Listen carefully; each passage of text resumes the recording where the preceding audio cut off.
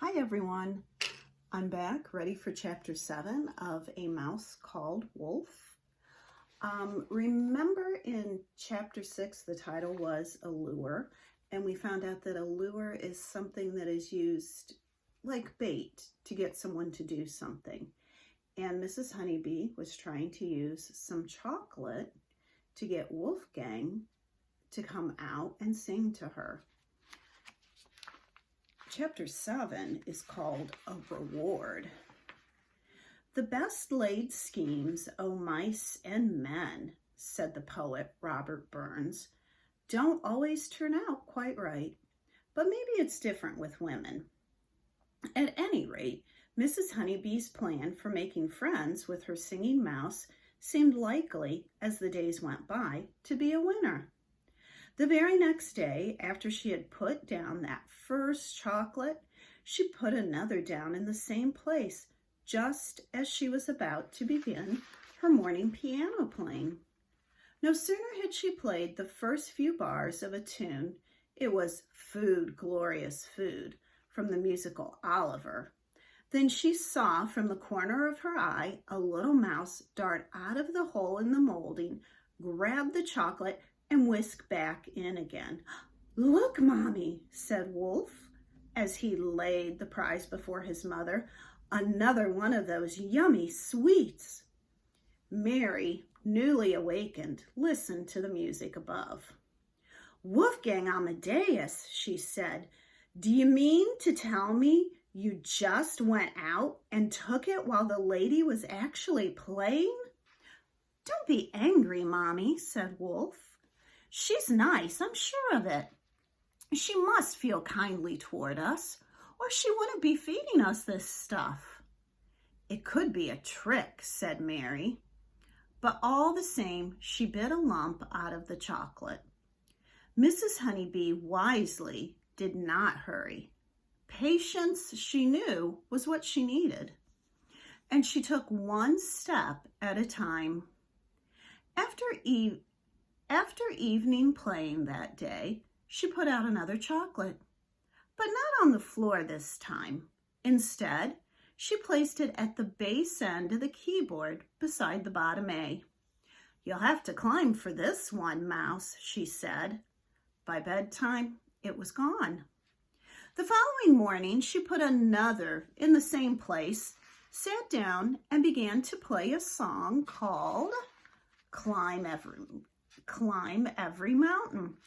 Halfway through the song, she was delighted to see a mouse climbing up the piano leg. It sat beside the chocolate, watching her with bright eyes. Mrs. Honeybee continued playing, but in a higher key, so that her left hand would not come too close to the mouse. After a few seconds, he took the candy in his mouth and ran down the leg of the piano and into the hole. So it went on, day by day. Mrs. Honeybee lured the singing mouse upward and inward. She now played with the top of the piano closed, and once the mouse had grown accustomed to taking a chocolate at keyboard height, she began to place each fresh one up on the top. First at the left-hand edge, and then gradually closer to the center of the instrument, until at last the candy was directly above middle C, directly over Steinway and Sons. In fact, directly opposite the face of the pianist. Although Wolf was now quite used to collecting his prize from wherever it had been placed, confident that the lady would not harm him, he nevertheless did not usually stick around. But when at last he found himself sitting so close to her, their eyes on the same level and no more than 1.5 feet apart, he paused for a moment before picking up the candy, and they looked directly at each other. Well done, Mouse, said Mrs. Honeybee quietly, and then she began to play a song called You're the Top. They were very close. Neither one seems to be afraid of the other. Now came the final part of Mrs. Honeybee's plan. Once Wolf had become accustomed to showing up twice a day to get his chocolate from the spot above the middle seat, right in front of the lady's face, there came an evening when things were different. He arrived to find that there was no chocolate awaiting him. He looked down to see that the lady was holding the candy in the fingers of her left hand, while with her right hand played very softly the melody of love's old sweet song. Mrs. Honeybee had worried about which song to choose at such an important moment. She had considered Three Blind Mice and Come On, Everyone, but had decided that she would play the tune her mouse had been singing so sweetly when she had first opened the top of the piano and set eyes on him. So now, in the twilight, she played the song in the high notes of the treble, gently waving the chocolate to and fro in time with the music. All the while, she kept her eyes fixed on the mouse, willing him to do what she wanted.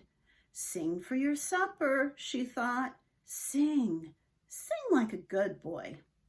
Wolf crouched stock still, as quiet as a mouse indeed, listening to the melody and watching the little round piece of chocolate as it was waved in front of his nose. Suddenly, something clicked in his tiny brain. She wants me to sing for my supper, he said to himself. That's what she wants. I haven't got any words for this song, but perhaps it doesn't matter. He waited until the melody ended. Then he sat up, straightened his whiskers with one paw, cleared his throat, and took a deep breath. Right on cue, Mrs. Honeybee once more began to play the tune with her right hand. And from the mouse's mouth there came again that high, pure, true voice. La, la, la, la, la, la, caroled Wolf, to Mrs. Honeybee's delighted accompaniment. When the song ended, the accompanist gently held out her left hand to the singer, who took his reward equally gently in his two front paws. I think they were both brave in that chapter. I wonder what will happen next now that Mrs. Honeybee has really lured and trained Wolfgang Amadeus Mouse into singing for her when she wants him to.